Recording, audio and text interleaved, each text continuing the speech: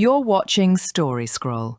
Real stories, raw emotions, and endings you'll never forget. Let's scroll into today's tale. My parents forbade me from celebrating my 18th birthday because my brother didn't feel special enough, so I moved out that night. Growing up, it was always him, my older brother Daniel, the golden boy, the one who could do no wrong no matter how many times he actually did. If he got a C in school, my parents said he was trying his best. When I got an A, they'd say, "Don't brag, your brother might feel bad." It became the theme of my childhood. Dim your light so he can shine brighter. When Daniel played soccer, my parents sat in the front row screaming their lungs out. When I got into the school art exhibit, they said they were too tired to attend but promised to see pictures later. Spoiler, they never did. Birthdays, holidays, awards, it didn't matter. Everything revolved around Daniel. His achievements, his moods, his needs. When I got my first part-time job at 16, my mom actually told me, "Don't mention it too much. Your brother's still figuring things out. You don't want to make him feel inadequate." At first, I thought maybe that's just what good siblings do. Let the older one have their moment. But as I grew up, it wasn't moments anymore. It was my whole life being background noise to his spotlight. Still, I stayed quiet. I didn't want to start fights. I thought maybe, just maybe, turning 18 would finally be about me. I'd been planning my 18th birthday for months, my first real celebration as an adult. I saved money from my weekend job at the bookstore, designed my own invites, and booked a small local cafe for the evening. Nothing extravagant, just good food, music, and the few friends who'd stuck by me despite how often I had to cancel plans because of family obligations. I was so excited. For once, I felt like I had something that was just mine. 2 days before the party, my parents called me into the living room. My mom was sitting with that soft voice she used when she was about to say something awful but wanted to sound nice. "Honey," she said, "we've been thinking, it's probably best if we don't do your big party right now." I remember blinking at her. "What?" My dad sighed like I was being dramatic. "Your brother's been going through a rough time at work. You know how fragile he's been feeling lately. We don't want him to feel overshadowed by a big celebration right now." Overshadowed? That was the word. My 18th birthday. Overshadowing? A 22-year-old man who already got a promotion 3 months ago. They told me we'd do a small family dinner instead, to keep things fair. I tried to argue, but they just shut me down. "Don't be selfish," Mom said. "You'll have plenty of birthdays. Right now, your brother needs the support." I texted all my friends that night, saying the party was canceled. I lied and said the restaurant messed up the booking. They all said they understood, but I could tell they were disappointed. So was I. The night of the family dinner, I sat at the table in a dress I'd bought just for my party. My brother showed up 20 minutes late, and my parents practically lit up the second he walked in. They talked about his new job, his boss, his future plans. My mom even made his favorite meal, not mine. At one point, Daniel grinned and said, "Hey, thanks for canceling your party for me, little sis. I appreciate the sacrifice." He was joking, but no one else laughed. That was it. Something inside me just cracked. I excused myself, went to my room, and stared at the decorations I'd bought. Balloons, fairy lights, the cake topper that said 18 and free. I realized it was ironic. I wasn't free. I was trapped in a family that only cared about me when I was convenient. That night, while my family watched TV downstairs, I quietly started packing. I had a duffel bag, a few clothes, my sketchbooks, and about $400 I'd saved from my job. I wrote a note and left it on my pillow. If I can't celebrate my life here, I'll go build one where I can. I didn't cry. I thought I would, but I didn't. I was past sadness, just numb. I texted my friend Lily, who knew about the situation. She said I could crash on her couch until I figured things out. So I slipped out around midnight, my heart pounding as I walked away from the only home I'd ever known.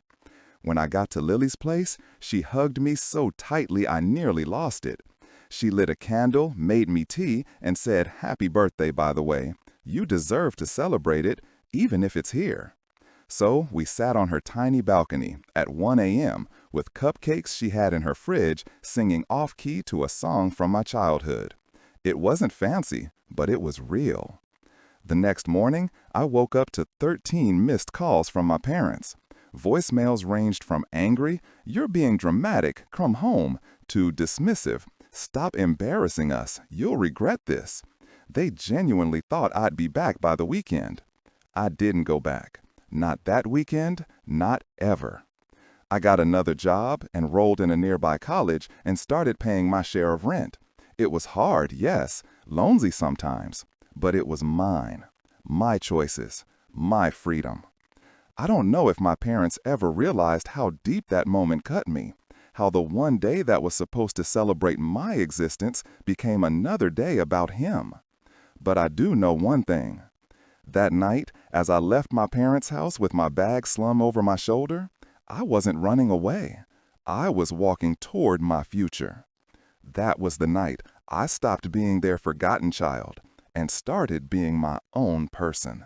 Update 1. A year later, their golden boy saw how successful I'd become, and his jealous meltdown shattered the family. Leaving home at 18 sounded so simple in my head. Just pack a bag and walk away. But reality, it hit fast. The first few months were hard, really hard. I worked part-time at the bookstore and picked up shifts at a cafe just to afford my share of Lily's rent. Some nights I went to bed hungry because I was saving up for college applications or bus fare.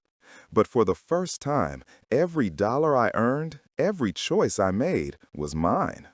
I'd finish work at midnight, then stay up late watching free coding tutorials online or sketching designs for my digital art commissions. Slowly, my little Etsy shop started to gain traction. I sold custom art prints, digital portraits, things I never thought anyone would actually pay for. The first time I made $100 in a week, I cried. Not because it was a lot, but because it proved I could build something from nothing. By my 19th birthday, I'd moved into a tiny studio apartment, barely enough space for a bed and desk, but it was my sanctuary. No one could barge in, no one could take my celebration away. That night, my friends, my found family, surprised me with a cake. They sang off-key again, like the year before, and this time I didn't cry from sadness, I cried from gratitude. I celebrated my 19th birthday with the people who showed up when my family didn't, I wrote in my journal that night. Maybe that's what adulthood really means, realizing you can choose who matters. The months that followed were a blur of progress.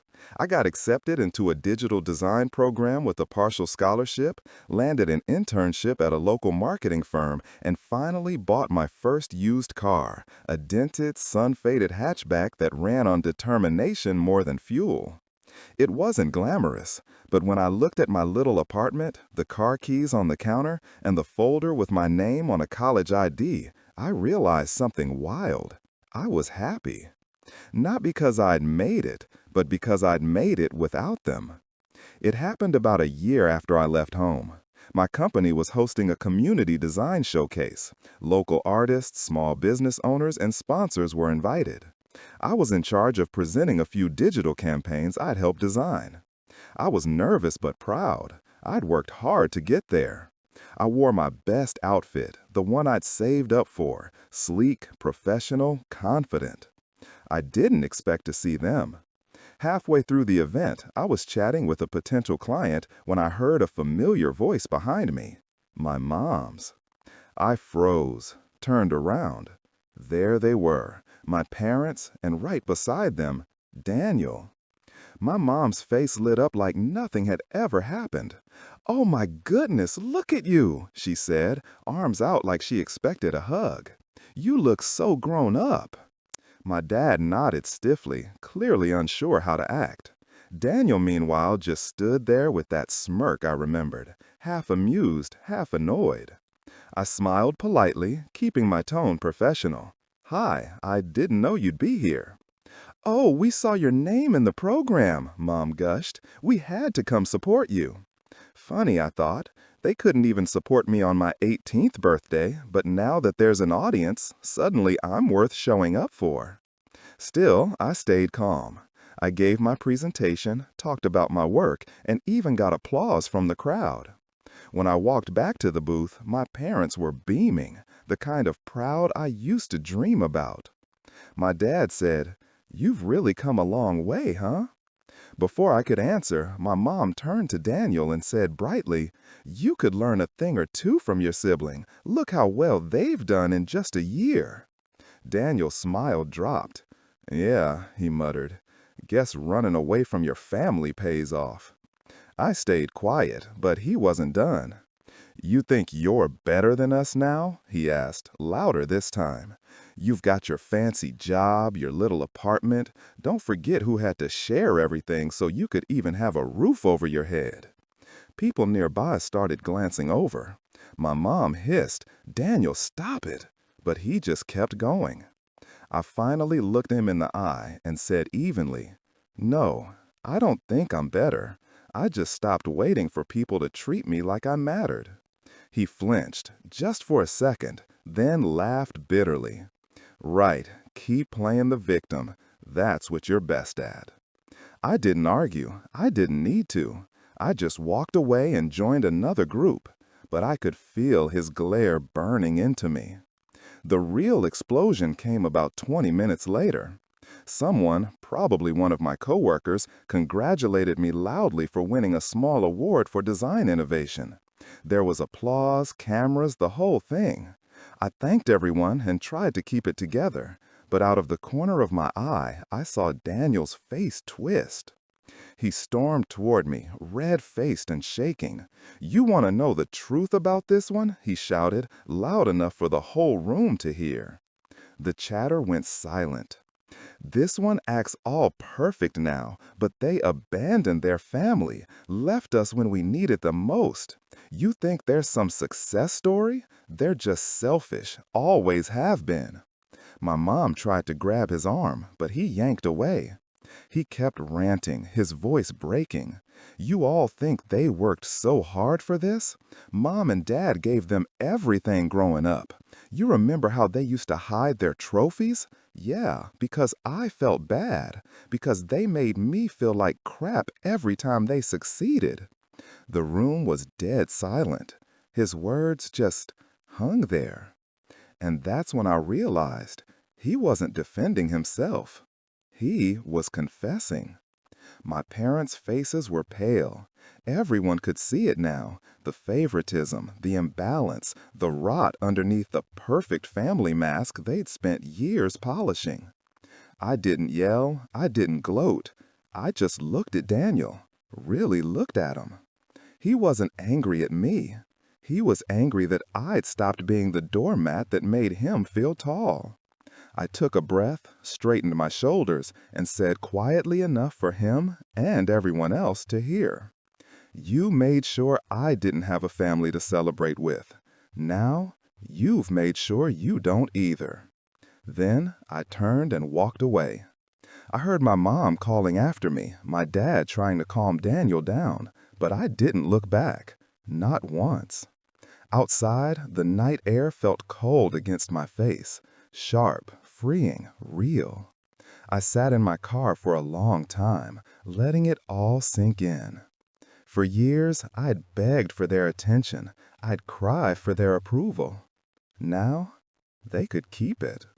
I didn't need them to see my worth anymore. Everyone else already had.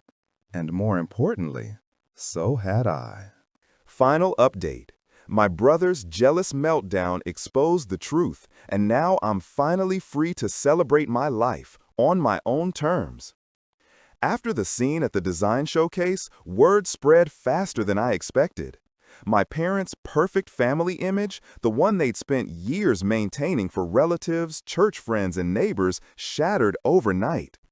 People who'd always seen them as the model parents started whispering. Some even reached out to me privately, saying they'd had no idea what I went through. My aunt texted me, "I always wondered why they treated you like an afterthought, but I didn't think it was that bad." It was strange. validating but also sad. I didn't want pity, I just wanted peace. Daniel, on the other hand, didn't handle the fallout well. My coworker who'd seen the outburst mentioned that he'd gone quiet after I left, then stormed out of the building. Later, I heard from a mutual friend that his boss had caught wind of the incident. Apparently, Daniel had already been on thin ice at work for his attitude, and this public meltdown didn't help. He ended up losing his job a few weeks later. My parents tried to downplay it. "He's just taking time to find himself," my mom said when she called me. But her voice sounded tired, desperate. They started reaching out more often after that, first through texts, then through relatives. "We miss you. Daniel's having a hard time and your father's very stressed. Can't you come home for a bit? You've made your point." When I didn't respond, the messages turned sharper. "You tore this family apart. You're so selfish. We did everything for you." That was the last straw. I replied once, just once. I didn't destroy this family. I just stopped pretending it was whole. Then I blocked their numbers. It felt cold at first, but then, like standing in sunlight after years underground, I could finally breathe. No more guilt trips, no more manipulation, just silence, the peaceful kind. The next few months were the calmest of my life. Without the constant emotional noise of my family, I started noticing how quiet happiness can be.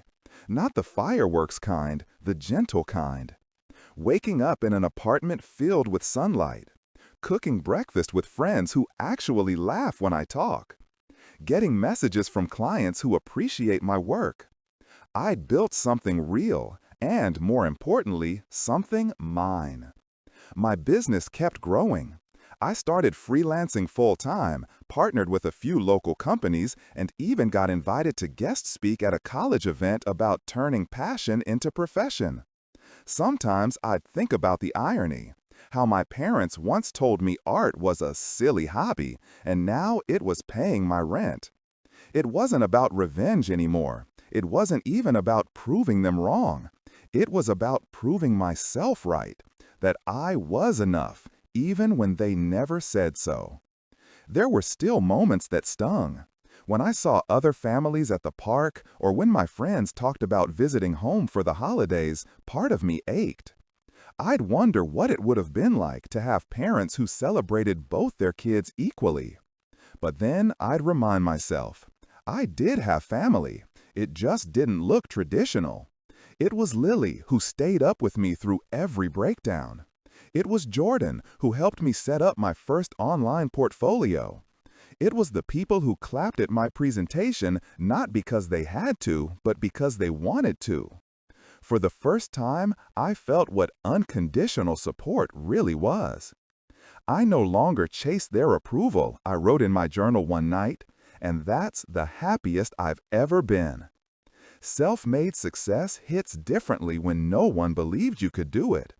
Every milestone feels like reclaiming something they took, your confidence, your pride, your right to be seen. I didn't need their apology. I didn't need them to finally see my worth. I already knew it. And maybe that's what real healing looks like. Not waiting for closure from the people who broke you, but finding it within yourself. My 20th birthday came around faster than I expected. It felt symbolic. 2 years since the night I packed my bag and walked out of that house. 2 years since I sat on a balcony eating cupcakes from a fridge because my family couldn't be bothered to celebrate me. This year, I decided to do it right. Lily and my friends insisted on throwing a big party. Fairy lights, homemade food, music, laughter. My small apartment couldn't fit everyone, so we rented the rooftop of our building. As the sun set, the city lights shimmered below us. Someone handed me a drink, someone else started a playlist, and for once, I didn't feel like the quiet one in the corner. I felt seen. At one point, Lily clinked her glass and said, "Speech." Everyone cheered. I laughed, blushing a little, and raised my glass. 2 years ago, I thought turning 18 meant freedom, I said. But I learned freedom isn't about leaving home. It's about finding people who make you feel at home. So here's to the people who show up and the families we choose. Everyone toasted, and I felt tears prick my eyes, not from pain this time, but from peace. Then came the cake, a beautiful one my friends made together, with 20 and thriving written in gold icing. As they lit the candles, the music softened. For a moment, I thought about my parents and Daniel, about how different life could have been if things had gone another way. But instead of sadness, I just felt acceptance. Some things aren't meant to be fixed. Some wounds aren't meant to be reopened. So I took a deep breath, smiled, and whispered to myself as I blew out the candles. This time, no one could take my celebration away. The crowd cheered, and laughter filled the air. I looked around at the people who had become my real family, messy, imperfect, but full of love, and I knew I was exactly where I was meant to be. TLDR. My parents canceled my 18th birthday because my brother felt left out. I moved out that night and built a life without them. A year later, my brother's jealousy destroyed their perfect image. Now, 2 years later, I'm thriving, surrounded by people who truly celebrate me. Some families are made of blood. Mine was made of choice, and I wouldn't trade that for anything. Thanks for watching Story Scroll. Hit that bell and stay tuned for the next story that will move your heart.